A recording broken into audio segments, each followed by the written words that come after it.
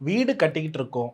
ஆனா வேலை விரைவா நடந்து முடிய மாட்டேங்குது. வீட்டு வேலையாட்கள் சரியா அமையல. என்ஜினியர் அமையறதுல நிறைய பிரச்சனை இருக்கு. இந்த பெரிய தடைகள் அத்தனைக்கும் காரணமான பகுதி எது அப்படின்னா நம் வீட்டினுடைய வடமேற்கு பகுதி தான். ஒரு வீடு கட்ட ஆரம்பிக்கும் பொழுது வடமேற்கு பகுதியில எக்காரணத்தை முன்னிட்டும் பள்ளம் என்பது எடுக்க கூடாது.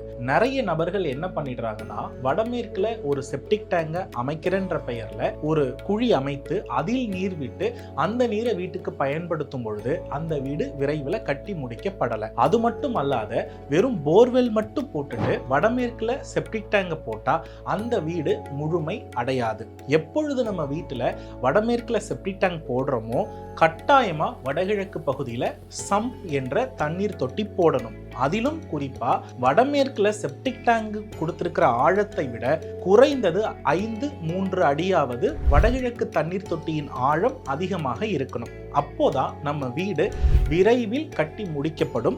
வடகிழக்கு தண்ணீர் தொட்டி அமைத்து அந்த நீரை எடுத்து பயன்படுத்துவதன் வாயிலாகத்தான் நல்ல பலன்கள் இருக்கும். பிரணவ வாஸ்து அடிப்படையில எப்பொழுதுமே வடகிழக்குல தண்ணீர் தொட்டி அமைத்து கிரவுண்ட் ஃப்ளோர் அப்படின்றது ஃபினிஷ் ஆனதுக்கு பிறகுதான் செப்டிக் டேங்குக்கு உரிய குழியவே எடுக்க சொல்லக்கூடியது நம்மளுடைய ரூல்.